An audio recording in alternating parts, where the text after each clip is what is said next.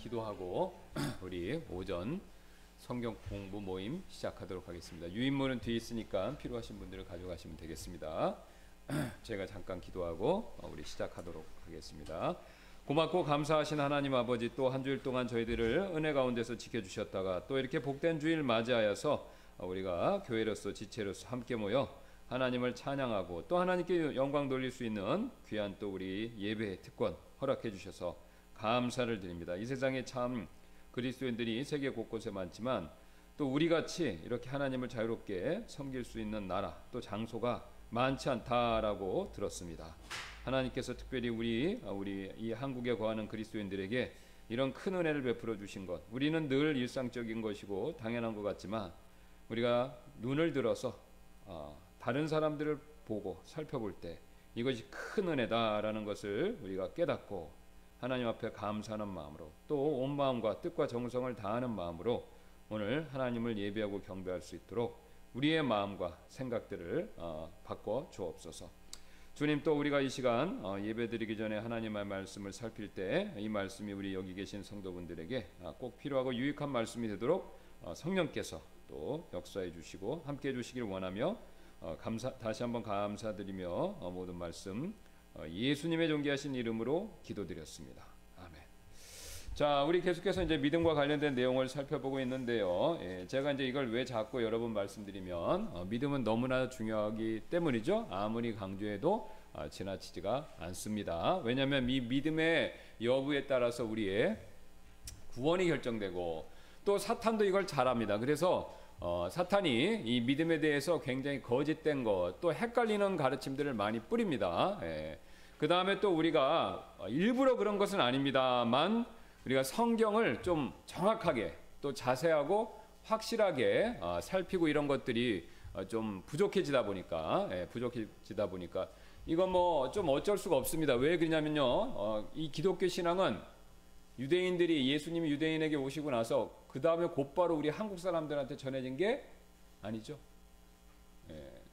아니잖아요.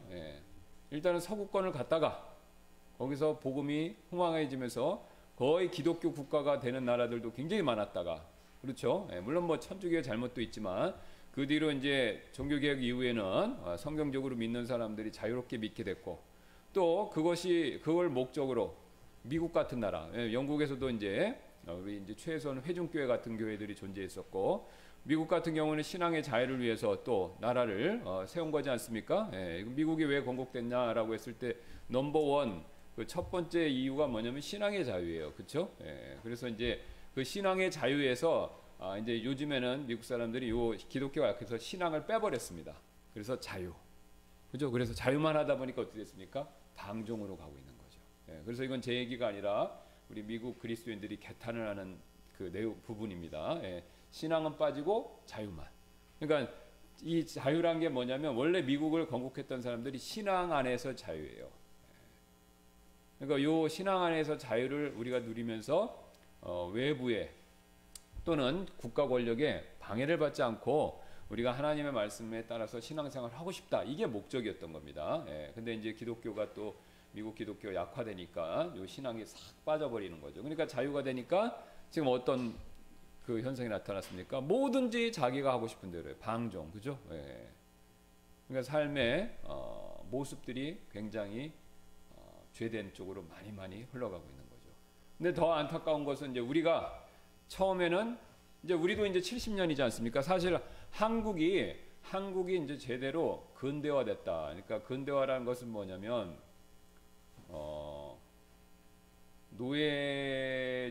노예로서의 삶도 없고요. 그 다음에 미신에 사로잡히지도 않고요. 그러니까 미신이 삶의 주체가 되는 게 아니죠. 미신에서부터도 벗어나고 경제적으로도 윤택해지고. 그러니까 이 농사를 지으면 웬만한 일정량의 농토가 있지 않은 이상은 그냥 먹고 살기 바쁩니다. 그러니까 거의 목숨만 유지하는 수준이에요.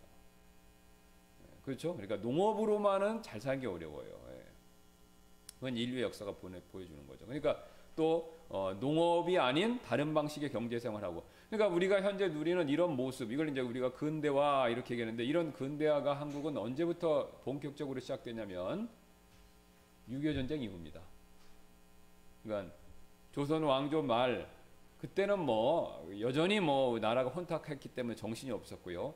일제 강점기도 마찬가지였고, 그 다음에 우리나라가 해방되고 나서 무슨 일이 있었습니까? 6.25 전쟁이 곧바로 일어났잖아요. 몇 년 안 돼서.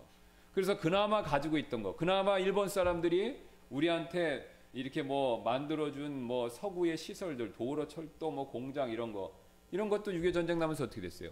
초토화됐죠. 그러니까 뭐 우리는 그나마 갖고 있던 거 6.25 전쟁으로 아무것도 없었어요. 그러니까 6.25 전쟁 끝나고 우리가 어땠습니까? 세계에서 최빈국 중에 하나. 이디오피아보다 못 살았죠. 그러니까 이제 우리는 아무것도 없었던 거예요, 사실은. 근데 그 6.25 전쟁 이후에 그때부터 해서 70년, 한국이 이렇게 발전한 건 불과 본격적으로 발전한 건 70년밖에 안 됩니다. 70년.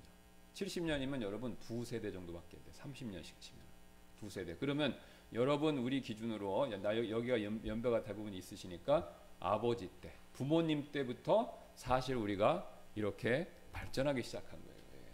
자, 그러면서 우리가 이제 이 서양권, 특히 이제 미국하고 가까워진 거죠. 그 전에 6.25 전쟁 나기 전까지는 미국하고 가까운 게 아니라 일본 지배 밑에 있었잖아요. 그러니까 해방되면서 미국하고 가까워지면서 그때부터 미국의 영향을 우리가 본격적으로 받은 거예요.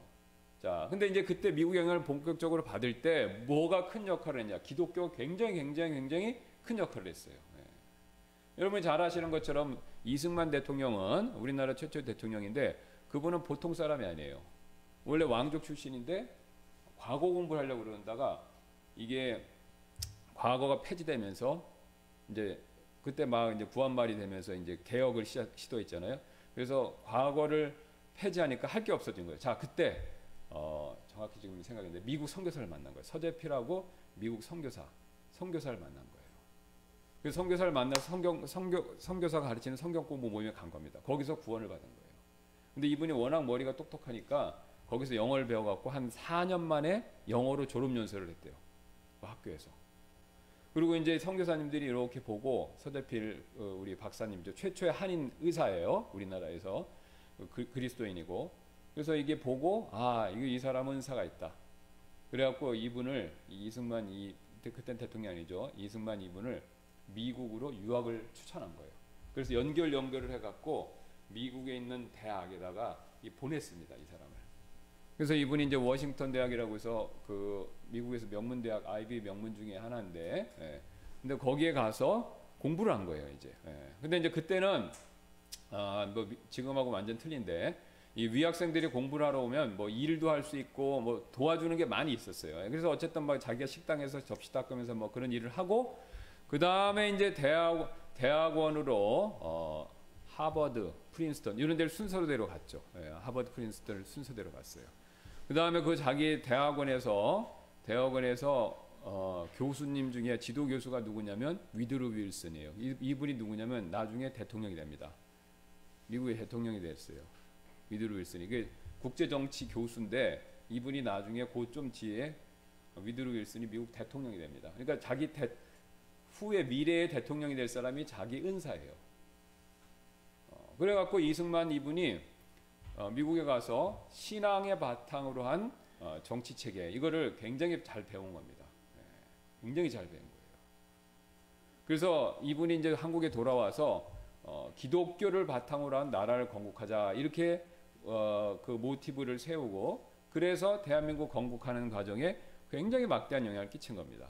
이게 이제 우리는 잘 안 배워요. 왜 그러냐? 그 종교적인 이유다라고 해서 다 이게 이제 강조가 안 되는 거죠. 게다가 이제 지금은 또 이제 이게 진보 쪽에 교육 하는 사람들이 있으니까 이념 편향적이 돼서 이게 이제 우파다. 그래갖고 그런 얘기를 또 안 가르치는 거예요. 근데 그 우파든 좌파든 상관없습니다. 우리가 역사는 객관적으로 봐야 되는 거기 때문에 그게 현실이에요. 사실이고. 그러니까 그런 취지하에 우리나라가 사실은 미국에 제가 이제 지금 이 말씀드리는 것은 뭐 이승만을 제가 뭐 개인적으로 좋아한다 이런 뜻이 아닙니다. 그냥 역사적 사실을 나열하는 거고 그런 역할을 해서 미국에 있는 보수적인 신앙이 사실 우리나라에 굉장히 영향을 많이 미친 겁니다. 이게 우리나라가 기독교가 어떻게 영향을 미쳤는가라는 거예요. 그리고 이제 이거는 이제 진짜 잘 모르는 얘기인데 이제 6.25 전쟁이 딱 났잖아요. 그랬을 때 그 미국에서 그 당시 참전을 할까 말까라고 막 망설이고 있었는데 이제 사실은 굉장히 빨리 결정을 했죠. 그때 이제 그 역할을 했던 사람 중에 미국에 빨리 참전하도록 독려했던 역할을 했던 사람 중에 한 명이 누구냐면 빌리 그레엄 목사님의 사모님이에요. 그 루스 빌리 그레엄이니까 빌리 그레엄 루스 그레엄이죠. 예. 근데 그 사모님이 그 빌리 그레엄 목사님의 사모님이 누구냐면은 한국에 왔던 미국 선교사님의 딸이었어요. 그래서 한국 사정을 잘 알았습니다. 그래서 자기 남편을 설득한 거예요. 이게 지금 북한에서 쳐들어왔고 그러면은 남한이 적화가 되면 공산주의가 되면은 남한이 기독교인들 엄청난 박해를 받는다. 그러니까 그 얘기를 하고 남편이 그 얘기를 듣고 그 다음에 자기가 이제 여러 루트를 통해서 이 미국에서 빌리 그레엄은 뭐 우리는 이제 신앙적 입장에서 평가가 좀 다르지만 빌리 그레엄 대단한 사람입니다. 예. 그 사람은 주변 사람들 대통령으로 나와달라고 얘기할 정도였어요. 굉장히 영향력을 갖고 있던 사람이거든요.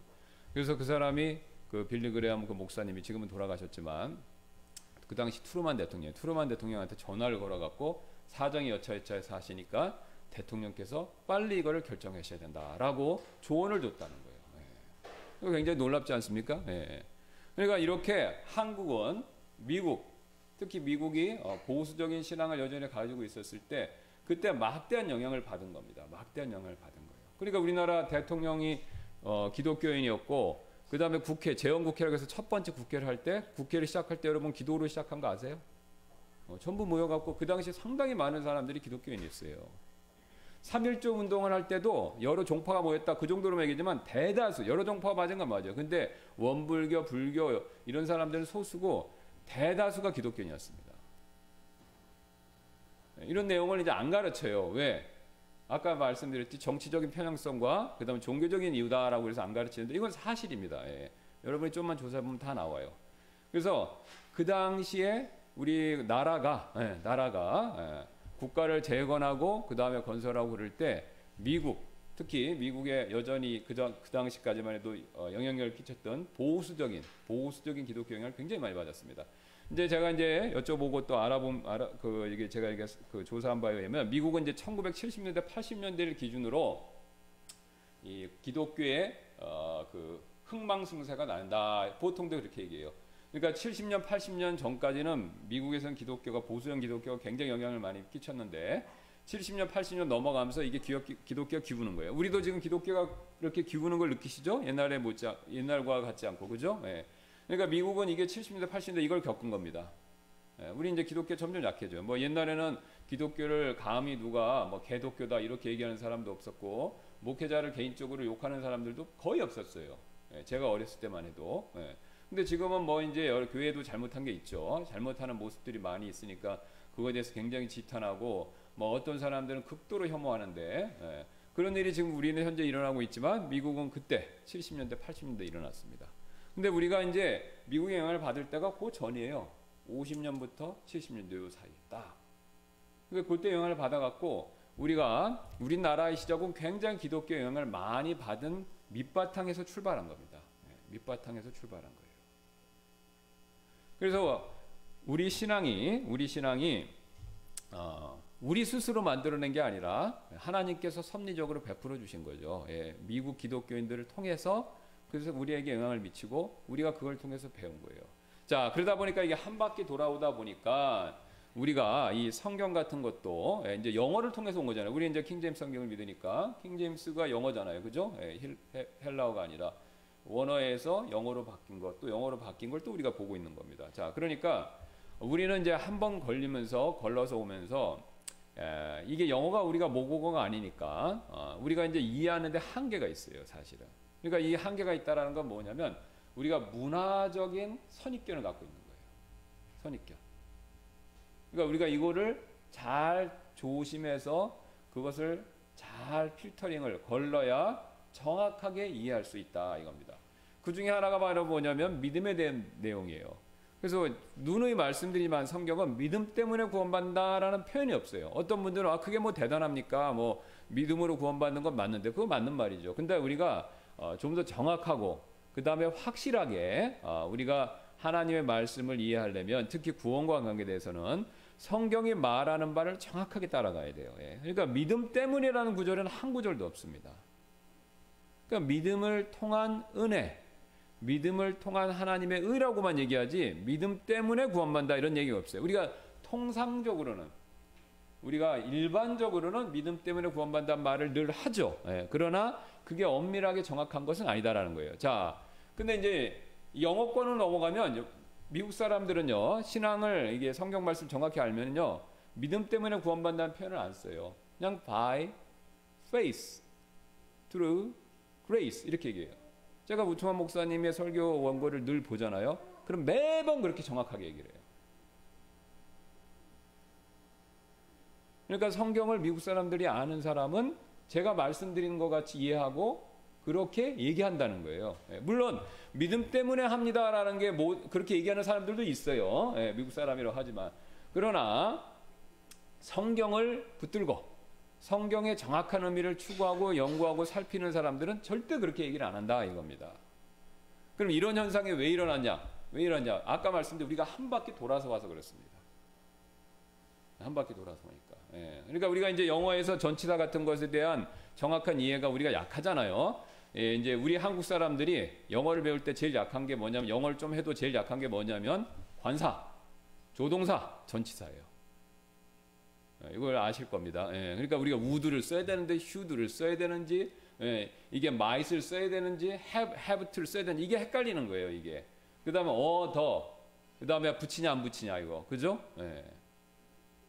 그 다음에 전치사, 이게 of인지 on인지 at인지 이게 우리는 굉장히 헷갈려요. 외워서는 하지만 상황에 맞춰서 보면 또 헷갈리는 거거든요. 그러니까 이게 이제 어색하면은 들을 때 약간 이상해요. 그러니까 우리나라 말로 치면 은는이가 이 조사하고 어미 있죠. 씁니다인가 읍니다인가 이게 약간 다 약간 어색하게 쓰는 겁니다. 우리나라 말로 치면 그렇게 되는 거예요. 그러니까 나를 그러니까 나는 밥을 먹었었는데 우리가 이제 외국인이 많이 하면 나를 밥을 먹었어요 이렇게 들리는 거죠. 그러니까 약간 이상하잖아요, 그죠? 우리가 나는이라고 하는 건 알아듣지만 이 사람은 나를 밥을 먹었 이렇게 얘기해 보는 거죠. 목적격을 써버리니까. 그러니까 이제 그렇게 우리가 들리듯이 그 사람들한테도 그렇게 들리는 겁니다. 자, 그래서 우리가 이런 언어상에 지금 제가 말씀드린 건 영어를 우리 잘한다 못한다 그런 걸 얘기하는 게 아닙니다. 이게 이제 우리 신앙에 어떤 영향을 미치는가 그걸 보여드리기 위해서 제가 이걸 얘기하는 건데, 어쨌든 우리가 이런 정도 수준의 영어를 이해하고 있기 때문에, 우리 영어권이 아니기 때문에 이건 어쩔 수 없는 현상이에요. 그러니까 이제 그런 것 때문에 우리가 영향을 받아서 그런 갭이 있기 때문에 믿음도 똑같이 그런 영향을 받는다 이겁니다. 그러니까 여러분이 그 점을 염두에 두셔야 돼요. 염두에 두셔야 돼요. 그래서 성경대로, 여기 우리 교회 나오신 분들은 그래도 내가 신앙생활 잘해야 되겠다, 성경 말씀대로 잘 믿어봐야 되겠다, 이런 마음을 갖고 오시는 분이 대부분이에요. 제가 보니까. 그래서 그런 마음이 분명히 있으시기 때문에 성경에서 말씀하는 바를 정확하게, 분명하게, 확실하게 이해하시는 게 중요합니다. 그럼 이게 왜 또 중요하냐? 여러분이 이게 믿음은 신앙 기초라는 걸 부정하는 사람이 없어요. 근데 이 신앙의 기초에서 조금 틀어지면요. 자, 그 위에 이제 우리 신앙을 뭐에 비유합니까? 건축물로도 비유하죠. 교회 같은 경우는. 그러면 내가 이제 건축물로 비유를 해서 제가 말씀드릴게요. 내 신앙을 반석이신 그리스도를 의지하는 믿음, 반석이신 그리스도가 있고 그거를 의지하는 내 믿음이 있어요. 그러니까 내 믿음을 그리스도의 반석 위에 쌓는 거죠. 그죠? 자, 그러면서 내 여러 가지 신앙을 쭉 쌓는 건데, 우리가 천국 갈 때까지 이걸 건물로 비해서 딱 쌓을 때 여러분 잘 보세요.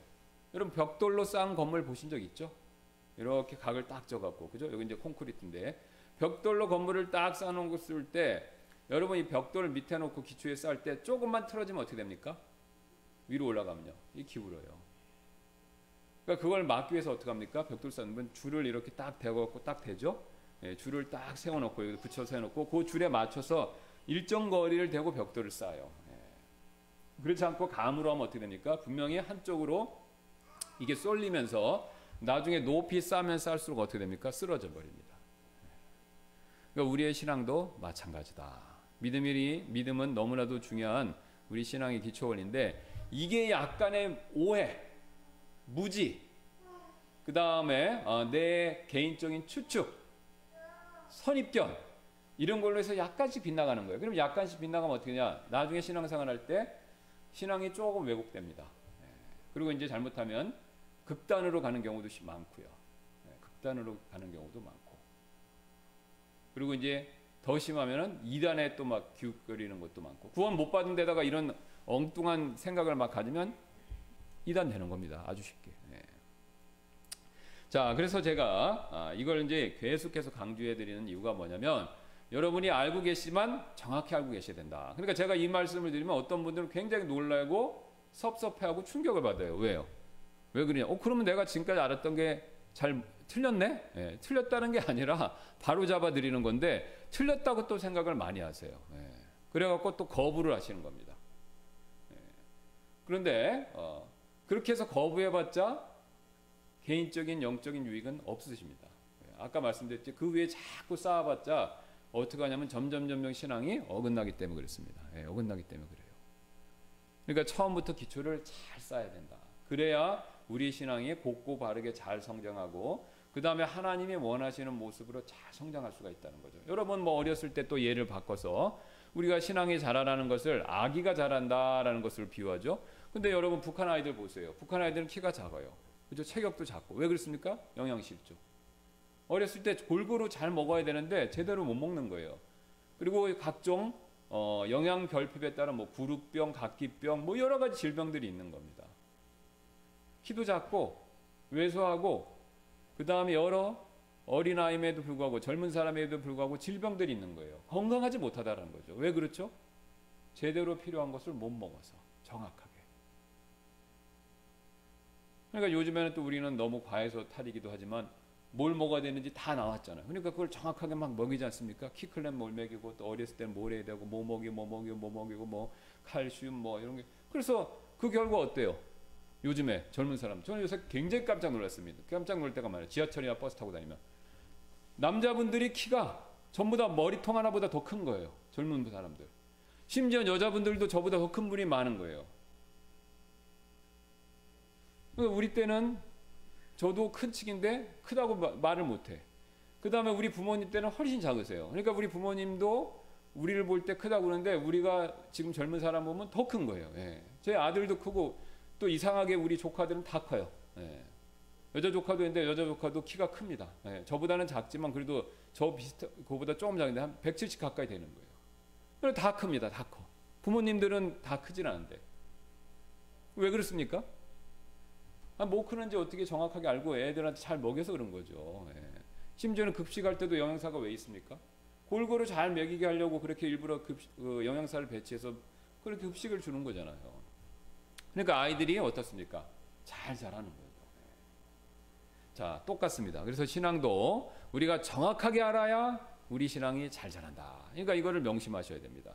그래서 구원과 관계에 대해서도 우리가 정확하게 알아야 우리의 믿음이 흔들리지 않는 겁니다. 자, 왜요? 믿음 때문에 오해를 갖고 쓸데없이 자신의 구원의 확실을 의심하고 염려하고 걱정하는 분들이 기독교 역사를 통해서 무지하게 많았습니다. 그런데 그런 걸 막으려면 일단 믿음에 대해서 정확하게 알아야 된다라는 거죠. 그래서 성경은 누누이 말씀드리지만 믿음 때문에 구원받는 게 아니다. 그거를 명심하셔야 됩니다. 뭐 때문에 구원받습니까? 믿음을 통한 은혜. 그 은혜를 좀 더 구체적으로 풀면 믿음을 통한 하나님의 의. 이렇게만 얘기해요. 이렇게만. 시간 나시면 영어 성경이 있으시면 가서 다 찾아보세요. 찾아보시면 정확하게 이 얘기만 합니다. By faith through grace, 또는 by faith, 다음에 through the righteousness of Christ, 또는 God, 이렇게 얘기합니다. 그래서 하나님의 은혜를 통한, 또 하나님의 의를 통한, 이렇게 얘기를 해요. 자, 그래서 믿음 때문이 아니다. 이걸 분명히 말씀드렸습니다. 자, 그 다음에 굉장히 오해가 있는 게 뭐냐면, 강하게, 일명 속된 말로 하면 세게 믿어야 구원받는다. 이게 이제 일명 그 기도원 가면 굉장히 많이 하죠. 은사주의 쪽에서 굉장히 많이 얘기합니다. 세게, 강하게 믿어야 구원받는다. 저는 구원의 확신이 약합니다. 걔는 구원의 확신이 없어요. 막 그러면 뭐냐면 세게, 강하게 그렇게 믿어야 됩니다라고 해서 강하게를 굉장히 강조하는데, 사실 이것도 정확한 설명은 아닙니다. 누누이 말씀드렸지만 믿음은 뭐라고요? 통로, 수단이에요. 자, 다시 한번 설명을 드릴게요. 이 전기불이 들어오는데 이 전기 LED 등이 들어오게 하는, 빛이 나게 하는 에너지는 어디서 옵니까? LED 그 등 자체에서 오는 게 아니죠. 우리가 상식적으로 잘 알죠. 어디서 오는 겁니까? 발전소에서 오는 거죠. 발전소에서 전기 에너지를 만든 그 에너지가 발전소를 통해서 여기에 오는 거기 때문에 LED에서 빛을 내는 건데, 자, 그러면 이 LED에서 빛을 내게 하고 하는 거의 유무는요, 뭐에 달려 있습니까? 전기가 오느냐 안 오냐. 근데 그 전기가 오는 통로가 뭡니까? 전선이죠. 그럼 전선이 있느냐 없느냐, 좀 더 구체적으로 말씀드리면 전선이 연결이 잘 됐느냐 안 됐느냐 여부에 따라서 불이 들어오고 안 들어오고가 결정되는 거예요. 그렇죠? 자, 이 LED는요, 기술이 좋아서 옛날같이 전기를 많이 안 쓴다는 거예요. 여러분 다 아시죠? 예. 그럼 여기 여러 개가 있는데 전선 하나면 충분하다는 거예요. 많이 전선을 넣지도 않았습니다. 이거 제가 교회 공사할 때 직접 이렇게 보니까 연결을 많이 하질 않아요. 옛날 같으면 막 굵은 선으로 여러 개를 넣어야 되는데, 그냥 LED가 원래 전기를 많이 안 쓰니까 그냥 간단한 선만 놓고 그 다음에 거기서 따다 쓰는 거예요. 자, 그러면 이렇게 많이 LED를 쓰지만 전선 한 가닥만 있으면, 웬만한 굵기의 전선 한 가닥만 있으면 되는 거예요. 그러면 전기가 발전소에서 전기가 오는 한 이게 들어오는 겁니다. 그러면 이 전선이 없으면요, 안 들어오는 거예요. 그러니까 전선의 유무가 중요한 거지. 전선을, 그러면 LED에 이게 불을 더 크게 두르겠다고 내가 전선을 이따만한 거, 발전소에 쓰는 이런 전선을 여기다 달아야 이게 전기가 들어오고, 이렇게 가는 걸 넣으면 전기가 안 들어옵니까? 그건 아니죠. 예. LED는 전기를 많이 안 쓰기 때문에 굵든 작든 전선만 있으면 돼요. 그렇죠? 전기를 통하게 하는 전선만 있으면 굵든 작든 전기가 들어오고 LED는 빛을 나는 겁니다. 근데 우리는 통상 어떻게 생각하냐? 굵은 거, 큰 거, 이게 있어야 된다 주장하는 것처럼 들리는 거예요. 믿음을, 우리가 구원에 이르는 믿음을 가질 때 세게 믿어야 된다라고 하면, 큰 믿음이 있어야 된다라고 얘기하면 굵은 전선만 있어야 전기가 들어온다, 이렇게 주장하는 거랑 똑같습니다. 사실이 아니죠. 작아도 있기만 해도 돼요. 그럼 이게 사실, 제가 말씀드린 게 제가 지어서 하는 게 아닙니다. 예수님 뭐라고 말씀하셨습니까? 겨자씨만한 믿음만 있어도 산을 옮길 수 있다고 그랬잖아요. 예수님이 우리에게 있어서, 구원에 있어서 필요하게 요구하시는 믿음의 정도, 크기는요, 겨자씨만한 믿음이에요. 예수님이 큰 믿음이 있어야 너희가 구원받는다, 그렇게 말씀하신 적이 없습니다. 큰 믿음을 갖는 건 칭찬을 하세요. 성경 유심 보시면 큰 믿음을 가진 건 고넬료라든가 우리 혈루병과 있던 여인이라든가 이런 사람 칭찬을 하세요. 큰 믿음에 대해서는 칭찬을 하시는데, 큰 믿음이 있어야 구원받는다, 그런 얘기는 한마디도 없다는 거예요. 그냥 예수님은 믿음의 유무, 믿음만 있기만 하면 됩니다. 어느 만큼이라도요? 겨자씨만큼. 겨자씨가 여기가 굉장히 작다고 그러죠. 예. 요만큼만 믿음이 있기만 하면 된다. 전기가 들어오려면, LED 등에 불이 들어오려면 전선이 있느냐 없느냐가 문제지, 굵은 전선이냐 가는 전선이냐 문제가 아니다라는 것이죠. 예. 자, 그래서 믿음의 강도가 문제가 아니라 믿음의 유무가 문제다, 이겁니다. 예. 그러니까 여러분이 막 기도원 같은 데 가서 주여 큰 믿음을 주셔서 제가 구원의 확신을 갖게 해주세요, 이게 그 기도가 어떤 면에서는 하나님 보셨을 때 불필요한 거를 구하는 기도일 수도 있어요. 그냥 그러니까 이렇게 구하는 게 맞죠. 주님, 진실된 믿음을 제가 가질 수 있게 도와주세요, 이렇게.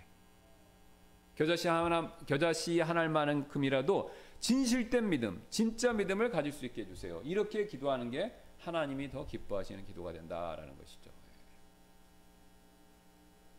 자, 그 다음에 이제 그러면 이제 제대로 된 믿음은 뭐냐라고 했을 때, 그 오늘 나눠드린 내용을 한번 잠깐 그 용지를 봐주시기 바랍니다. 이게 이제 우리가 신학적으로 구원 얻을 믿음, 그래서 구원에 이르는 믿음, 뭐 번역은 좀 약간 틀립니다만 영어로는 정해져 있습니다. Saving Faith라고 그래서, 예, 이게 구원 얻을 믿음, 또 구원에 이르는 믿음인데, 이제 이게 성경에서 말하는 진짜 믿음, 이걸 얘기하는 거죠. 진짜 믿음. 그러니까 작든 크든 상관없이 겨자씨만큼이라도 제대로 된 믿음, 이게 바로 성경에서 말하는 구원 얻을 믿음, 구원에 이르는 믿음, 영어로는 saving faith, 이렇게 얘기한다는 겁니다. 자, 그래서 여기 이제 믿음과 관련돼서 세 가지 케이스를 제가 적어놨는데, 이미 아시는 분들도 있으실 텐데, 첫 번째가 바로 뭐냐면 아그리빠 왕의 케이스입니다. 자, 아그리빠 왕 케이스를 제가 1번에 넣었는데, 바울이 이제 아그리빠 왕한테 이제 복음을 전했죠. 예, 이제 자기가 딱 잡혀가서 지혜롭게 굉장히 간증 형식으로 자기가 어떻게 구원받았는가, 이거를 전했습니다. 그래서 이제 아그리빠 왕한테 이제 묻죠. 아그리빠 왕이여, 왕께서는 대언자들의 글을 믿으시나이까? 믿으시는 줄을 내가 아나이다 하니. 자, 여기까지만 보면 아그리빠 왕은 구원받은 거예요. 그렇죠? 대언자들의 글이 성경 말씀인 거 맞고요. 그다음에 그 믿으십니까? 대언자들의 글 성경 말씀 믿으십니까? 믿는 줄 제가 압니다. 그럼 성경 말씀 믿는다. 그럼 구원받은 거잖아요. 그죠? 예. 게다가 아그리빠 왕은 헤롯의 자손이에요. 헤롯은 이제 반은 유대인이고 반은 이방인이잖아요. 예. 그러니까 이제 반은 이방인인데 그것도 왕이 구약 말씀을 알고 대언자들의 글을 알고 믿었다. 바울이 이렇게 지금 증언을 해줘요. 자, 그런데 아그리빠 대답이 28절입니다. 그때 아그리빠가 바울에게 이르되 내가 나를 설득하여 거의 그리스도인이 되게 하는도다 하매. 된 겁니까? 안 된 겁니까? 안 된 거죠. 거의 그리스도인이 될 뻔했는데 아직은 안 됐다는 거죠. 자, 그러면 위의 구절만 보면 대언자들의 글 성경 말씀 믿으니까 믿는다 그랬는데 바울의 말에 따르면 대언자들의 글 성경 말씀을 믿습니다. 당신 믿는 거 내가 압니다. 그런데 아그리빠는 뭐라고 했어요? 나 아닌데 아직 그런 거예요. 그럼 여기서 나오는 믿음은 뭐냐는 거죠. 자, 여기서 밑으로 내려가시기 바랍니다. 1번 이해. 자, 왜 아그리빠 왕은 성경을 믿으면서도 구원받지 못했는가? 거의 그리스도인의 단계에서 멈췄는가? 자, 바로 하나님 말씀, 복음의 말씀에 대해서 지식적인 이해 단계에서 멈췄기 때문에 그렇습니다. 자, 이게 무슨 말이냐면 이미 여러 번 들으셔서 아시는 분도 계실 때 우리가 씨 뿌리는 자의 비유를 잘 들어보시면 됩니다. 씨 뿌리는 자의 비유에서 이 씨는 무엇을 상징합니까? 복음의 말씀. 자, 그럼 우리가 사람이요 구원받을 때는 어떻게 되냐? 하나님 말씀은 먼저 어떻게 됩니까? 들어야 되죠. 네, 들어야 돼요. 듣고 그것을 이해를 해야 돼요. 그죠? 네, 이해하는 일이 있어야 돼요. 그래서 이해하고 그 다음에 그것을 믿는 거죠. 네. 자, 근데 이해만 했다라고 해서 그게 믿음이 된 것이냐? 그거는 아직 아니다라는 거예요. 네.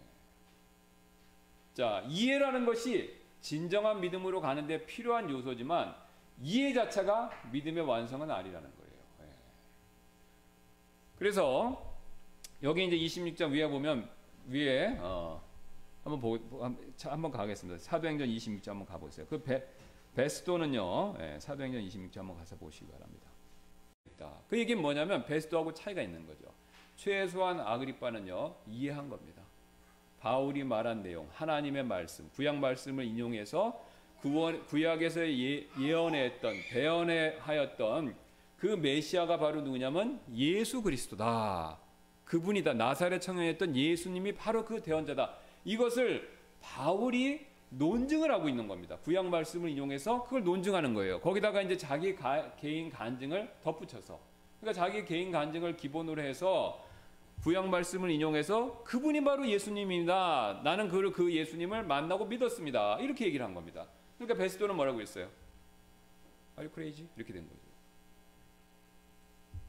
아그리빠는요 거의 그리스도인이 될 뻔했다. 근데 두 사람의 차이점은 한 사람은 이해했고 한 사람은 이해를 못했어요. 근데 공통점은 있어요. 둘 다 아직 구원 못 받은 겁니다. 아직 구원 못 받은 거죠. 자, 이런 케이스가 이제 베스도 같은 케이스는 교회 안 오죠. 미쳤다고 생각해서 누가 교회로 옵니까? 그럼 제가 이제 복음 전하거나 이렇게 상담하면요, 가족분들 중에 불신 가족인데 교회 가자고 남편이 안 믿거나 뭐 특히 이제 주로 자매님은 믿으시는데 남편이 안 믿는 경우가 많으세요. 통계적으로 보면.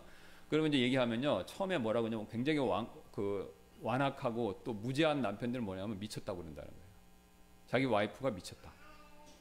굉장히 무지한 분은 뭐냐면 교회에 미쳐갖고 교회에 돈 갖다 바친다. 그 다음에 목사 시키는 대로 한다. 목사 종이다. 이런 얘기를 하는 거예요. 실제로 제가 들었습니다. 물론 그런 분들은 요즘에 줄어들었지만 제가 어렸을 때까지만 해도, 그러니까 교회가 복음이 막 전하면서 우리나라가 이제 기독교 굉장히 처음에 관심을 갖고 그럴 때 그런 얘기가 숱하게 많았어요. 교회 교자를 모르니까. 그래갖고 어떤 경우에는 이건 이제 여담인데 어떤 남편분이 있는데 굉장히 왕활하셨어요. 이분이 이제 그 일명 얘기하면 뭘 하셨냐면 건설 노동자이셨어요. 근데 이제 부인이 교회 열심히 나가고 막 구원받고 뜨겁고 그리고 교회 가자 그러고 그러니까 특히 이제 이분이 헌금을 많이 내는 거에 대해서 굉장히 격분하신 거예요. 그래갖고 우리 아내가 지금 교회에 미쳤다. 교회 목사한테 돈 갖다 바친다. 그래갖고 따지러 왔습니다. 그래서 그분이 예배를 드리는데 딱 예배 드리기 전에 문을 열고 찾아온 거예요. 그럼 문을 탁 열면서 뭐냐면 오야지 나와. 여기 오야지가 뭔지 아시죠? 예, 노가다 할 때 그러니까 그분은 목사님을 오야지로, 그러니까 뭐냐면 우리가 이제 노가다라고 그러면 안 되는데, 예, 이제 그거 하시는 분 알아요. 예, 노가다 하는 데에서 제일 높은 사람을 오야지라고 그래요. 예, 그러니까 그 뭐 관리인 정도 되는 거죠. 그러니까 그분은 그렇게 이해한 거예요. 목사님을 오야지로 이해해서 오야지 나오라고 그런 거예요. 예. 그러니까 굉장히 무지한 거죠. 예, 무지한 거죠. 예. 자, 그래서 이게 무지하는 거. 예, 잘 모르면 당연히 구원 못 받는 거죠. 자, 그런데 이 지식이 있다라고, 그래서 이제 그 지식이 있다라고 해서 그게 또 구원받는 거예요? 아니죠. 예. 그냥 교회에 계시지만 그런 분들은 안 와요. 오야지 나와 그런 분들은 교회를 안 옵니다. 예. 자, 그러나 교회에 오시는 분들은 최소한 지식은 있으세요. 그러니까 머릿속으로는 다 이해는 한 겁니다. 그래서 안전은 계세요. 안전은 있지만 여전히 지식이 머릿속 위에서만 머물고 있는 거예요. 그러니까 말은 다 해요. 상담하면 말도 다 해요. 외웠기 때문에. 예. 그러니까 외워갖고 얘기도 다 합니다. 예. 답도 알아요. 예상 정답도. 구원 상담하면요, 특히 어린애들은 어렸을 때부터 하면 애들은 예상 모범 답안을 다 갖고 있어요. 또 우리 한국 사람들은 이게 질문하고 맞추는 거에 굉장히 뛰어납니다. 예. 시험에 훈련이 많이 돼 있어서. 예. 그러니까 목사님이, 전도사님이 뭘 물어볼지 다 파악하고 있는 거예요. 심지어 부모님이. 그러니까 뭐라고 대답해야 되는지 알아요. 구원에 대해 체크하면. 그러면 다 대답을 해요. 정확하게. 다 정확하게 대답을 합니다. 자, 그러나 이 아그리빠 왕 같은 상태에 있는 사람들이 굉장히 많다. 머릿속으로만. 그래서 영어로는 그걸 뭐라고 하냐면 head knowledge. 그러니까 머릿속에 있는 지식이라는 거예요. 머릿속에 있는 지식. 근데 이제 우리가 복음이 약한 교회는요, 통칭 우리가 일반교회라고 하죠. 거기는 헤드 날리지만 갖고 있어도 머릿속에 있는 지식, 아그리빠 왕 같은 상태만 있어도 구원받은 사람으로 체크를 해줘 버리는 거예요. 그래서 성경 공부 6개월 하고 통과해서 이게 얘기를 다 해. 그러면 다 답을 씁니다. 그럼 이 사람 믿고 있는 거야. 그래갖고 세례 주고 교인 등록 이런 식으로 가는 거예요. 이게 이제 점점 일반화되는 건데, 예. 이제 그런 현상이 제일 먼저 있었던 건 누구냐면 천주교가 그걸 하고, 그 다음에 이제 우리 개신교들도 그런 거를 벗어나서 하다가 이제 쇠퇴해지면 또 글로 가는 겁니다. 예. 이게 역사적으로 반복이에요. 그럼 침례교는 안전하냐? 침례교도 그럴 수가 있습니다. 예. 우리는 그렇게 안 하려고 하지만 우리가 이런 부분에 대해서 주의를 안 하는 순간, 또 우리가 이런 부분에 있어서 소홀히 하는 순간 우리도 그런 식으로 흘러갈 수가 있는 거예요. 예. 왜냐하면 교회가 구원을 보장해 주는 게 아니니까. 교회가 구원을 보장해 준다. 그건 천주교 교회입니다. 로마 카톨릭은 천주교회를 떠난 구원이 없다고 그래요. 근데 성경은 믿음을 통한 은혜로만 구원받는다고 그러지 교회를 통해서 구원받는다는 얘기가 없어요. 근데 우리가 착각하면 침례교회를 다니면 안전하다. 여러분 저기 우트만 목사님 설교할 때 매번 말씀하시죠. 여러분이 교회 회원되는 거 그걸로 구원받는 거 아니라고 매번 말씀하시잖아요. 바로 그 이유입니다. 그러니까 침례교회 다닌다고 나는 안전하다 생각하시면 안 돼요. 침례교회 다니면 천주교회 쓸 때보다 복음을 들을 수 있는 기회가 훨씬 많은 거죠. 그러나 지식적으로 알고 있을 수 있다 하더라도 거기서 멈출 수 있다. 아그리빠 같은 왕의 상태가 될 수 있다라는 겁니다. 자, 그래서 거기서 그 정도 수준에서 멈추면 안 된다라는 것을 얘기 드렸고, 시간 관계상 오늘 여기서 멈추고 그 다음에 이제 이어서 나머지 부분을 살펴보는데, 한번 시간 있으시면 한번 읽어보시면 더 다음 주에 이해하시는 데 도움이 되실 줄로 믿습니다. 기도하고 마치겠습니다. 감사합니다. 오늘도 또 우리가 참된 구원에 이르는 믿음, 구원 얻을 믿음에 대해서 살펴보았는데, 우리가 이 사실을 제대로 잘 알고 그래서 내 자신을 점검해보고 또 다른 분들에게도 정확하게 예수 그리스도의 복음을 전해서 그분들도 분명하게 구원받을 수 있도록, 그렇게 또 구원받은 분들도 확신을 가질 수 있도록, 우리가 그렇게 다른 사람들을 도울 수 있도록 하나님께서 저희들을 사용하여 주옵소서. 이 시간 이후에 있을 우리 예배 시간에도 하나님 함께해 주시기 원하며 감사드리며 모든 말씀 예수님의 존귀하신 이름으로 기도드렸습니다. 아멘. 예, 마쳤습니다.